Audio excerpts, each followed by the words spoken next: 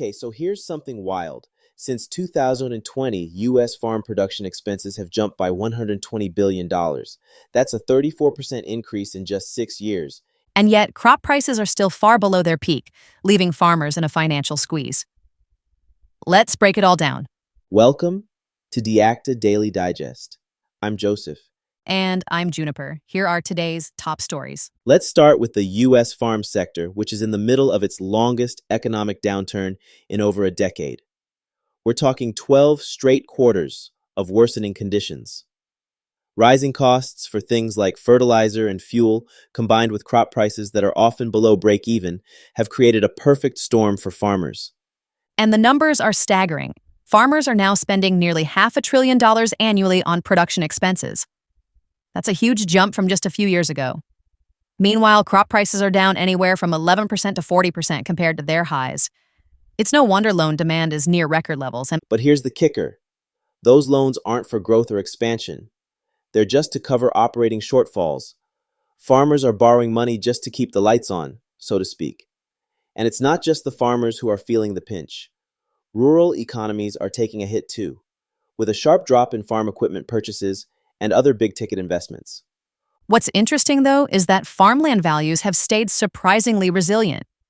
In fact, they've even seen modest gains year over year. That's helped keep debt-to-asset ratios relatively low, but it's not as comforting as it sounds. Land is illiquid, so farmers can't just sell off a few acres whenever they need cash. Exactly. And those elevated land prices are being driven by factors beyond farming, things like urban expansion, renewable energy projects, and even rural data centers. It's a reminder of how interconnected everything is. But at the end of the day, farmers need more than high land values to survive. They need policy support. And Congress has taken some steps in that direction. There's been ad hoc assistance, tax relief, and expanded risk management funding.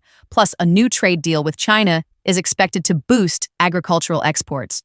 But there's still a lot hanging in the balance, like year-round E15 and a new farm bill awaiting Senate approval. The Senate's decisions in the coming weeks could be a turning point. If they act decisively, it could provide much-needed relief for farmers and rural communities. If not, we could see this downturn drag on even longer. It's a high-stakes moment for the farm sector. It really is.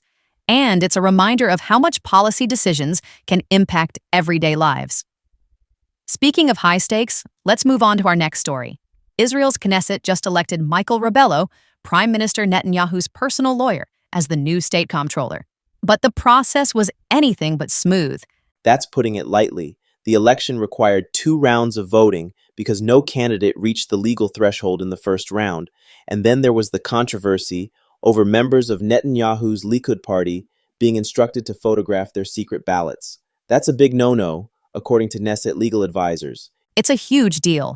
The state comptroller is supposed to be an independent watchdog, overseeing government operations and ensuring accountability. So, having someone so closely tied to Netanyahu in that role raises serious questions about impartiality and public trust.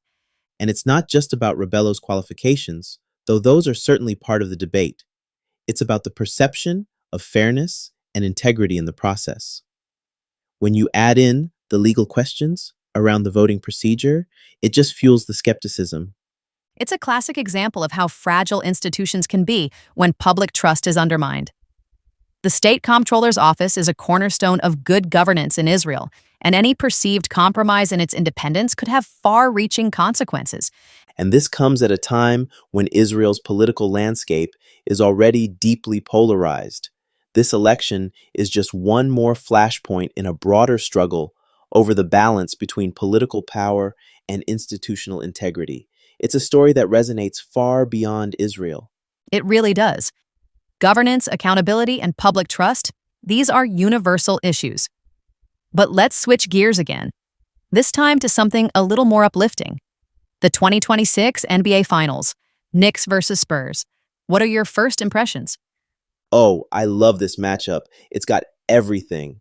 Star power, contrasting styles, and high stakes. Victor Wembanyama, the Spurs rookie sensation, is making his finals debut, and the Knicks are riding a wave of momentum. Madison Square Garden is going to be electric. No doubt. And the narratives are so compelling.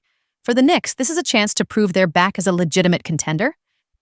For the Spurs, it's about showing that their rapid rise from a lottery team to a title contender is no fluke. It's youth versus experience, flash versus grit. And the tactical battle is going to be fascinating. The Spurs need to stay composed after a grueling 7-game series in the Western Conference. They've got to disrupt the Knicks' offense, which thrives on movement and sharing the ball. On the flip side, the Knicks need to use their depth and relative freshness to wear down the Spurs. And then there's the Wembanyama factor.